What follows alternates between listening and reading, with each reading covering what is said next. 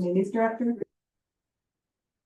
Billy Joe Wyatt, Executive Director of CAPSI, Victim Services for Elk and Cameron Counties. Jim Prosper, Executive Director of Dickinson Center. Marilyn Seco, the Courier Express and the Daily Press. Matt Fry, Elk County Treasurer. Rick Brown, Elk County Solicitor. Greg DeBauer, Commissioner. Fritz Lecker, Commissioner. Good morning, Matt Quisenberry, Commissioner. Matt Straub, Elk County Chief Clerk. Emily Anders, Office Administrator. Tim Durkin, WTAJ News. Thanks, Tim. And I should make a note, we are making mention. We also have on the agenda, Jacob Gardner, will be hopefully walking in. He had some other business. Jacob's with Cameron Elk, Behavioral Development Program, so he'll be walking in at some point too. So thanks everyone for being here. So I'd look for, we have an agenda in front of us, gentlemen. I'll look for an approval of the agenda. So moved. We have a motion Second. and a second. Thank you. All in favor signify by saying aye. Aye. Aye. Aye, motion carries. Thanks. We also have in front of us the minutes of the October 2nd of 2025 commissioners meeting, regular commissioners meeting. Any changes, comments, edits on that? I saw nothing. I would move that we approve the minutes as prepared from the October 2nd meeting. Thank you, Commissioner. Second. We have a motion and a second. All those in favor signify by saying aye. Aye, motion carries. Thank you. So today we have some presentations. We have a few folks here from our social services agencies around the county to speak to any effects, if any, that state budget impasse is having on their programs. First of all, we have Nancy Baker, Director of our CYS department. Nancy. Good morning. Good morning. Thanks for being here. Thanks for having us. Are we? Just for you. Just for you. Let's look official.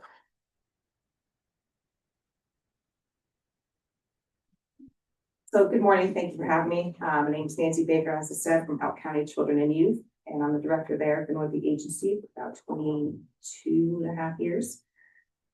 As you know, we have not had a budget since July 1st. Elk County Children and Youth have a tentative allocation of approximately $3.9 million that runs from June to July for our fiscal year 25-26. These costs provide services to vulnerable youth and families in Elk County, which include prevention services and placement costs for Elk County children and youth. Approximately $1 million of this funding goes towards prevention services in Elk County that includes parenting education, independent living, housing, truancy, and numerous other prevention services.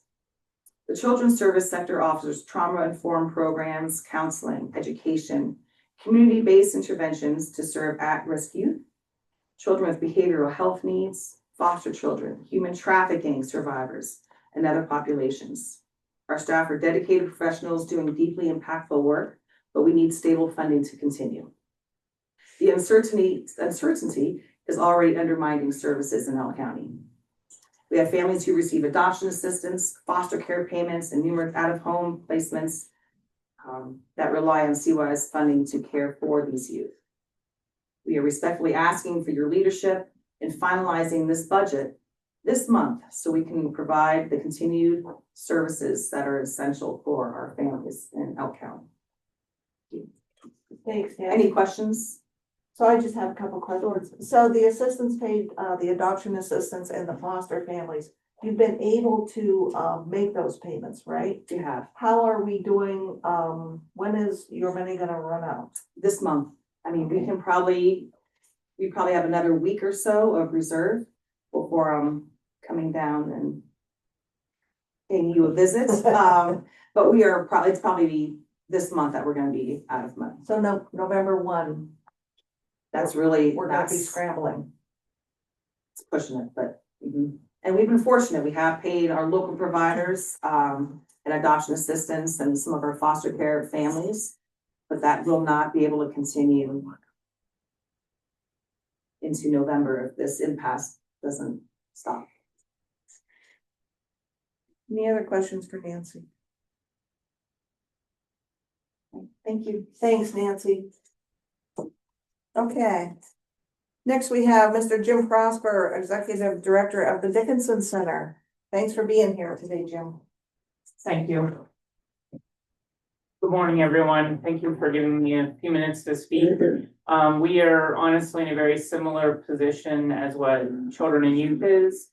You know, Dickinson works very hard to have some reserves for challenging times like these, and we normally do. One of our biggest challenges right now is the St. Mary's building we just built. We had a $2.5 million RACP grant. That grant is approved. We have submitted everything on our end. It has still not come in yet. So we are floating that money, which we planned for, by local funds and by already being out on our line of credit for that. We expected those funds about the time we finished the building, just before or just after. That was July. We still have not received that funding. So therefore, we've been getting by, but we are very tight on cash. The concerning thing is we've been told in the last 2 weeks by Cameron Elk, Potter County, and then, you know, of course, Nancy, who funds a lot of our prevention services, there will be unable to pay going forward. So, you know, also probably starting about that November timeline, you know, we've not had to do anything with programming yet. We are getting to the point where we may need to start making those decisions. So, any questions? That's kind of where we're at right now. And I guess just to say too, about 30% of our funding at Dickinson is county funding. Oh, that's big. Yeah, it is. So what I'm hearing you say, Jim, is that you're a provider of services, they are a consumer of services, and the way the arrangement would normally work is after they've received the services that you provide, the consumer would then pay you for those services. However, if their cash flow is short and they have to make difficult decisions on staffing, on payables and things like that, the trickle down effect is those providers downstream may not be receiving their money or receiving it on time, which is going to further constrain your cash flow as well. Correct, correct. So obviously, it's a very concerning ripple effect that we're going to feel shortly. Yeah, and absolutely we get it. We get where the counties are at because we're in the same position. But yes, it's absolutely a ripple effect. If their funding ceases, then they're unable to pass that along to us. And then again, at some point, we hit a limit of what we're able to do.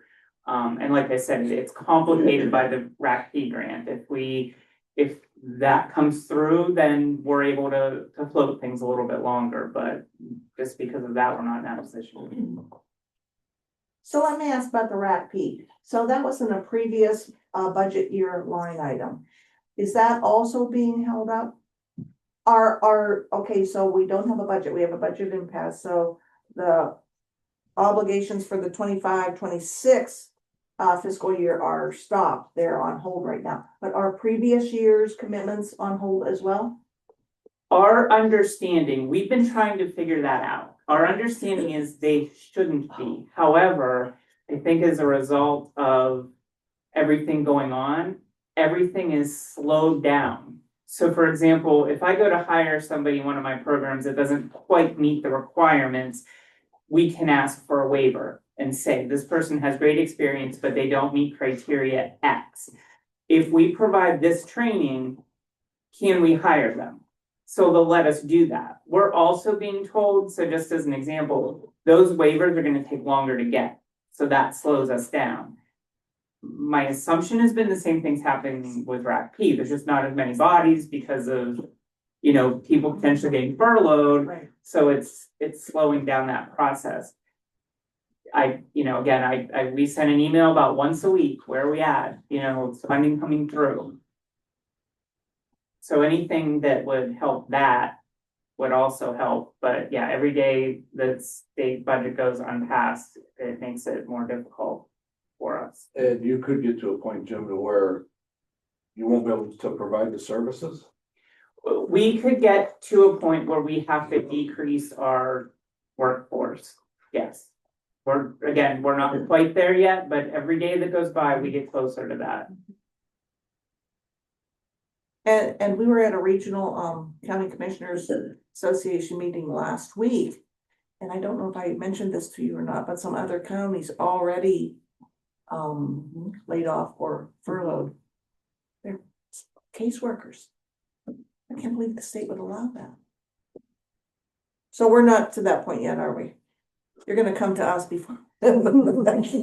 Yes, I know, okay, great. And as most people know, but just for the record, I mean, Dickinson Center has been a primary provider to many of our agencies and organizations within the county and beyond for quite some time. This is not a fringe organization that just could muddle by, and if we don't have the services, we'll be okay.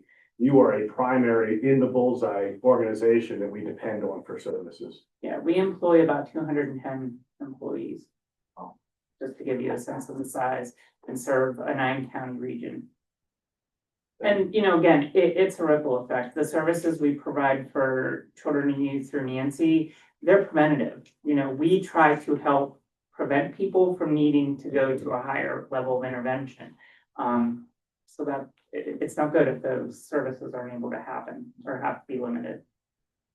So I have a group question that we'll answer at the end. I'm gonna ask everybody, how difficult has it been, or have you been impacted, hi Jacob, by communicating with the state if their worker bees aren't there? Is that difficult, making things difficult as well? That's the waiver example I gave you, perfect Okay, example of yeah. that, because that's where those requests go to our state. And nobody's there to answer the phone or answer the emails. So we have social security that we have funding, to determine if children are 4E eligible or not, which comes from the federal funding. They answer the phones, however, they're not allowed to do any work. Like they're there, but they can't tell us anything. Which is very frustrating, because that's obviously more funding, but because the federal government is the situation that it is, they answer the phone, but they're not allowed to do any of the work to tell us about the eligibility of some of our kids. So far we have end of October, things will be getting real. Yeah, Okay, absolutely. great. Jim, have you reached out to the reps and senator and? Yeah. Dickinson's part of our CPA, which is a provider association for rural behavioral health agencies. So a lot of our advocacy help happens through them because they have access to state level individuals. So they're quite aware of the circumstances. Absolutely, yeah. Well, thank you. Sure. Very Thank you for interesting. the opportunity. Sure, please keep us posted, Jill. Yes. Okay, next we have Miss Billy Jo Wyant, Executive Director of CAPSI. Thanks for being here today, Billy Jo. Thank you. Thank you.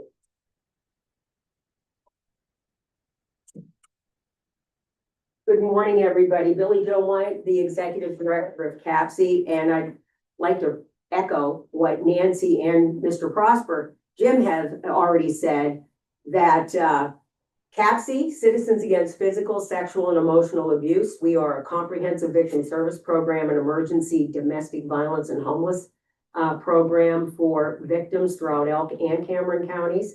And in my almost 36 years of working here, this is the worst impasse situation that I've experienced. Some have been longer, but this has been the worst. And I'd like to start with saying our workforce was reduced probably since summer from 17 staff down to 11. So we're currently working with 11 people. And from January through August, or July and August of this year, we continued to provide services to everybody that needed our victim service help, which is shelter, counseling, crisis work, hospital and law enforcement accompaniment, victim witness. We work directly with our district attorney's office and provide that victim witness program. It's been tough, but we've been doing it, but we don't know how much longer. About 3 weeks to a month ago, things became very critical at CAPSI, meaning that I sent out a mass email to our commissioners in both Elk and Cameron counties and a lot of our funders locally, explaining that due to the impasse, we were down to nothing. I didn't even have enough funding for payroll. And our payroll for the amount of staff with benefits and payroll every 2 weeks is about $20,000. So it's not a lot in the scheme of things for the amount of work that we do. And I graciously, the Elk County Commissioners contacted me right away, worked with CAPSI, had a plan in place for us. And also one of our local foundations stepped up to the plate and did provide us with funds, stopgap monies, at least to get our insurance paid and our staff paid for what they were doing. And as a result of that, then we did get some funding trickling in from grants that were already approved. Then when the federal impasse hit, and excuse me, some of the other things that have been occurring with these impasses, all of our money has stopped. So I think right now CAPSI has enough for 3 more payrolls. And we are really picking and choosing what bills we're paying. We're also getting into trying, because we have housing grants through HUD. And we're in the process of getting a transfer grant from Du Bois Housing Authority to CAPSI for Shelter Plus Care. And we're going to administer that. Well, throughout all of this, we have 37 units in Clearfield County, whereas the landlords are not getting a penny. Some of these folks their utilities are getting shut off because there is a utility reimbursement program that goes in with that. So they are now having to stay with other people in order to make sure that they don't freeze and their kids don't freeze. So it's very dire in that situation. Right now, our Elk County program, one of our funders, the Pennsylvania Coalition Against Rape, is doing the bridge loan through this Commonwealth. They do have to pay a 4.5% interest rate back within 10 days after the impasse is resolved. That is not going to fall back on programs. That is going to fall back on the Pennsylvania Coalition Against Rape, and they are going to pay that interest rate. Mind you, and I'm sure you all know this, but when any of us take a line of credit or do something like this, we cannot pay the interest back with state or federal funds. That must be fundraised, unrestricted monies. And that's difficult because now, on top of all of this, people just don't have the money to give.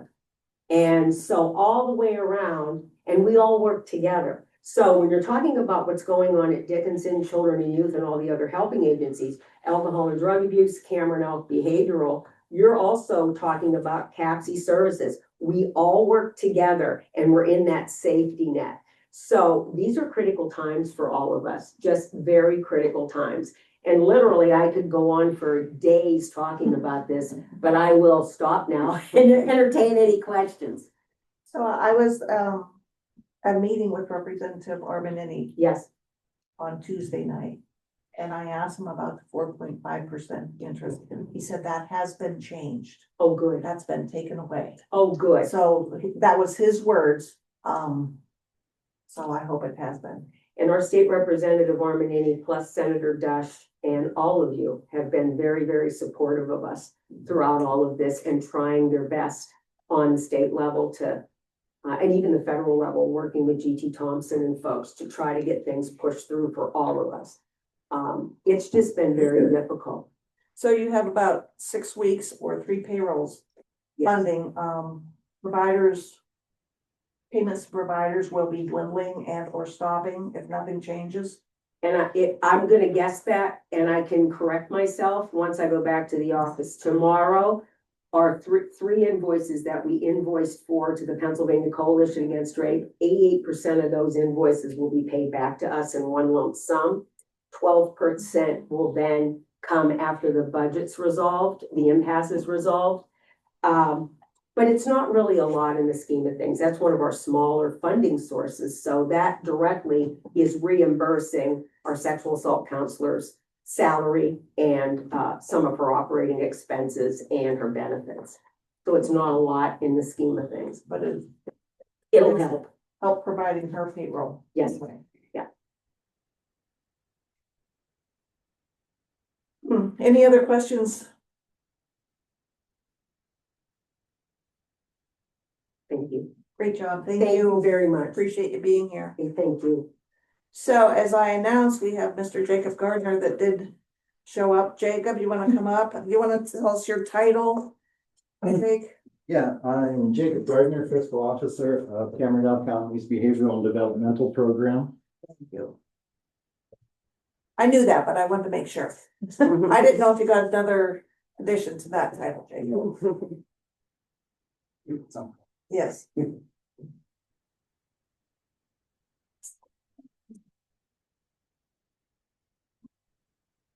I got a bunch of notes. I'm not very good at this. That's okay. You're among friends. You're a numbers guy. I'm gonna reflect pretty much what, Jim and Billy Joe have already said. I'm in pretty much the same boat, 2, 3 payrolls left. Up until now, we've tried to do our best to keep up with, paying the bills. Obviously, we pick and choose what we can and can't do. We go without supplies, tighten the belt, etc. The thing is, with Jim, Dickinson's our biggest provider, so part of their money that's coming in is coming from us. So, I've tried up till now to keep that in mind, but at this point, like, it's really starting to be difficult. And luckily, we have great providers like Jim and, Dickinson who work with us and do what we can.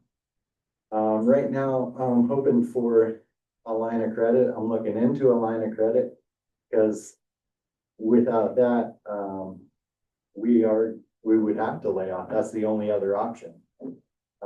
And I've never even been a part of that kind of a thing before. So, I mean, that's nerve-wracking. Back in 2015-16, we went into January, I think it was, before we got our funds.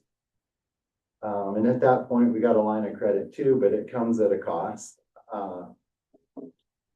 One of the good things about our department is, so we have the Bureau of Financial Operations who need to assess what we get for an allocation. And then they start the direct deposits for the year, which we normally get at the beginning of the quarter.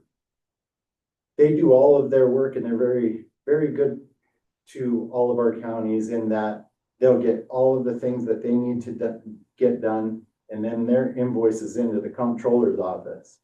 So that when that budget passes, we automatically have 2 quarters of payments within days, which I know is not a relief to Jim. But you will get your money. That's the hard part. You're constantly looking over your shoulder. Did I deal with it quick enough? You got all these employees and providers that are dependent on you, and I'm like, you spend almost daily calculating where you're gonna be at, what you can do, what you can pay. Is it enough? What did you forget? And then you put off other duties, and this takes a priority over everything else. And you're just trying to, it's almost silly in that it'll be gone in a snap, just at a decision. But here we are just daily talking to Kathy, talking to all the people in our office. What can we do? What can we do? What can we do? Reports get pushed back. Just anything that we can do to keep going. And it just seems like a desperate time, that's all. It's like,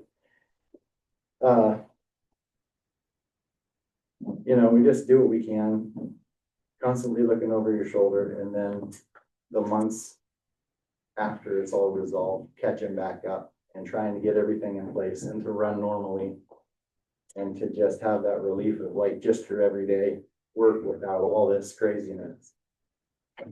But basically that's it. 90% of our funding is from the state budget. We don't have many other sources, grants and billing that we can do for case management, maybe 7% of our total budget.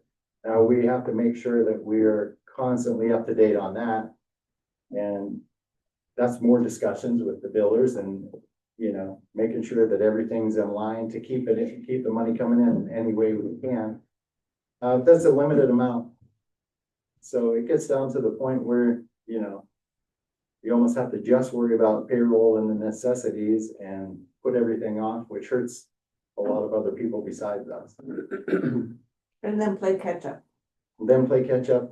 for the last couple of months and push back reports even further. And that's not just because I'm putting off a report, that's the state too. They're dealing with stuff. And then, you know, we just got, I think, 23-24's report finalized within the last week. And that was with a regular operation and timeline of a budget, or at least better. Now that the impasse has pushed everything back, I don't know, you know, it's gonna be 27 before we get some things closed. And when you're working behind, it's not easy, you know, as everybody knows. But pretty much, like I said, same boat as everybody else except Jim depending on our money too, along with his money. And other providers too, but Jim's here. Marilyn, Yes, could you please describe some of the services that your agency provides? Well, basically, it's Dickinson and providers like that. We have consumers come to us and a provider can, if somebody has CCBH or MA, then that pays for their services. That's blended case management, getting people housed, because they're homeless, they need, peer support and all the services that, a Dickinson would do. We pay for the people who don't have CCBH, who don't have MA, and there's no other payers for those people. So, I'll estimate between 1,500 and 1,700 consumers. And that's what we have like on an annual basis. If there's no CCBH, if there's no MA, we pay those services to Dickinson, to a Sinclair, to a landlord who, you know, our caseworkers found housing for, so they're not homeless, paying the electric bill, you know, electric bills and utilities, so they don't get shut off notices. And that's mental health, intellectual disabilities, and then we have 0 to 3 early intervention for children. So we still need to have outreach, we child find and things like that. We don't want to miss anybody. We don't want anybody falling through the cracks. The last thing we want to do is cut any services to the people who need it. so if I can jump in there and correct me if I'm wrong. So Marilyn, the state provides funding for at-risk population, okay? The county then selects someone to provide those services. So Cameron Elk is our provider for those services. But you're the conduit, right? So that's sort of like, you're not directly maybe responsible. So we have a referral come in for a need, as you spoke about, to some population. That referral would then get funneled through Cameron Elk Behavioral Health, who then would tap Dickinson or one of our other service providers. So they act as sort of a switchboard operator, I think, or a middleman to be able to say, you know what, we recognize the need, we can identify it. Here's who we're going to direct you to. And then they work with that provider with the funding so that your need is addressed. And everybody is all connected here. Yeah. They are. It's just, it's a web. And what's interesting, I think, if I could, is that, you know, what we're hearing about is, you know, things that oftentimes most of us probably here in this room, and probably around many of us in the county, things that we don't have direct involvement with, right? We're not a struggling population that's dealing with things like facing utility shutoffs or the need for mental health services, all right? So you're already talking about marginalized members of society who don't have the voice, right? So it's real easy. I would question every legislator that's not getting their job done to say, how many of you have somebody, either yourself or somebody directly related, who can't get out of home placement costs, who are dealing with a mental health crisis or a victim services crisis and can't get money? Because I believe if the answer was the majority, then we would not see the budget impasse that we currently are under. Absolutely. And we're like, you know, they like saying we're the payer of last resort. Well, when the last resort runs to their last resort, then, you know you're at the end of the line, because like, what are we gonna do? 1,500 to 1,700 clients annually. That's shocking in Elk County, isn't it? Elk and Cameron. Elk and Cameron. And that's, like I said, that's mental health, intellectual disabilities, early intervention, children. And that's all like, you know, we wanna get a hold of people. As we're treated, as we have people in services, we're also doing preventative, we're finding them early, we're, you know, and we can't neglect any of that. Anyone else? Thank you, Jacob. Appreciate it. I just want to say you guys did a fantastic job. Yeah, you really did. This Good- is very good person. beneficial. Thank you. Thank you. So interesting and informative. Exactly what we wanted to learn is, again, on the ground, what does this mean? We can see the headlines, this is not happening, and another day, we don't have a budget. But what does it really mean? And the ability for you to illustrate that to us this morning was incredible. Would I be able to add one thing? Certainly. Like, I can speak for CAPSI and probably some other nonprofits, but we don't charge a fee for any of our services. We're totally grant driven. So we don't have any other income coming in besides donations and then grant funding. So when something like this happens, it devastates what we do because our money's always, you know, we have to spend first, then get reimbursed for it. And it's a struggle. And you are always up and down with your monies. So, yeah, we don't charge a penny for anything. 36 years of dealing with that, Billy Joe. Better man than me. Again, great. Thank you, everybody. That was very helpful. So Thank you. consensus is November 1st, things are gonna be tricky. We're gonna be in dire straits. Okay, moving along, we have a resolution number 2025-08. It's ratification of a temporary regulation of outdoor birding in Elk County. About a week or 10 days ago, I don't remember how long ago, the state fire warden contacted us and said he had spoken to our fire chiefs and it was time to enact a outdoor burning ban. So taking guidance from the state, we had to do that. So we did issue this resolution 2025-08. It said the Elk County Commissioners, in cooperation with and at the recommendation of its volunteer firefighting organization and the Pennsylvania Bureau of Forestry, is desirous of regulating outdoor burning. Defines what outdoor burning is, enforcement and penalty sections, and the effective date. We had to give a minimum notice of 48 hours. So we signed this on the 3rd day of October 2025, became effective on October 5th, and 30 days takes it until the 4th day of November. Yesterday, we have had some rain in the meantime. We've had lots of questions.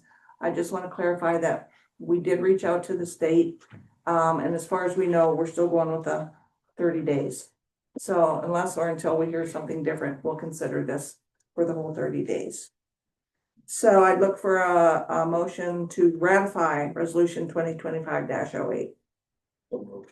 Second. The motion is second. All those in favor signify by saying aye. Aye. Motion carries. Thank you. Nothing under old business. Under new business number 1, we have a request from Children and Youth Services for renewal grants with Justice Works Youth Care from July 1, 2025 through June 30, 2026. New business 1A is Nurturing Parenting and Nurturing Parenting Substance Abuse Grant for $55,000, which is a decrease of $92,756.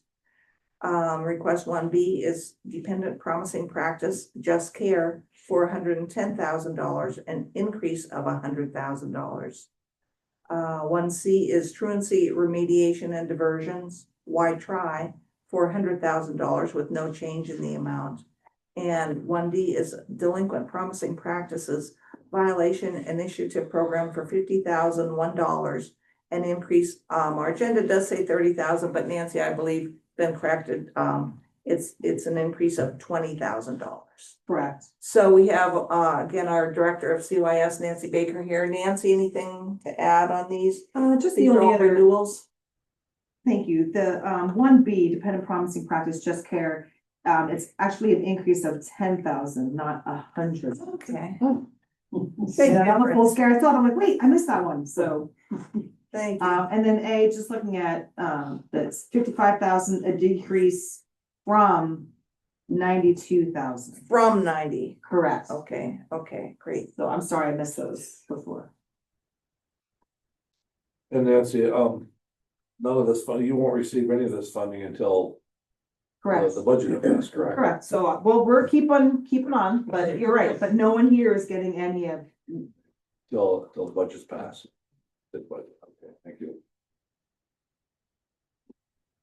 Any other questions, comments, information for Nancy? Look for a motion that we approve these as a group, new business 1A, 1B, 1C, 1D. With corrections, 1A, it's a decrease from $92,756. Correction on 1B, dependent promising practices, an increase of $10,000.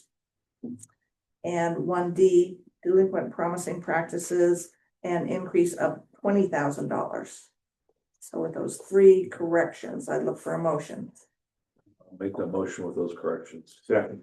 Thank you, gentlemen. All those in favor signify by saying aye. Aye. My motion carries. thank you. Thanks, Nancy. Business number 2, a request from our IT department, a renewal agreement with Okta from October 21-25 through October 2026 in the amount of $7,140. So we have our IT director, Calvin Moore, here today. Calvin, what can you give us a little background, please? Yes, good morning. So Okta is our MFA service. It is primarily used in the court systems or any office that deals with personal information. It ties into our cybersecurity insurance as well. It is probably one of the number one questions that they always ask at a conference. Do you have MFA? And MFA, excuse me, is Multi-factor multi-factor. Okay. Yeah, it's no different than if you sign into your bank app, you get a text message with a code. Here. But this is just typical renewal. The service is good. We utilize it a lot here, and it's just a 1-year agreement. I keep it at a 1 year just because we keep changing in size, so it's easier to manage. So, Thank you. Go ahead. And this fee is user-based, so we have 85 users, so annually, we take a look at all of the users to see if they in fact need that particular service, so we do look at that aspect of it, and we trim it down, it moves around every year, but currently at 85 users. Sounds great. Any questions? Look for a motion to approve new business number 2. So moved. Second. Okay, motion second. All those in favor signify by saying aye. Aye. Motion carries. Thanks, Calvin. And new business number 3, we have a request from our prison for a new contract with Kylie Strike, RN, as a contract nurse at a rate of $30 per hour. We have our warden, Mr. Atwell, here today, this morning. Warden Atwell, anything to add? Good morning. No, nothing really to add. We've been searching we are always looking for part-time nursing at the facility, either LPN or RN status.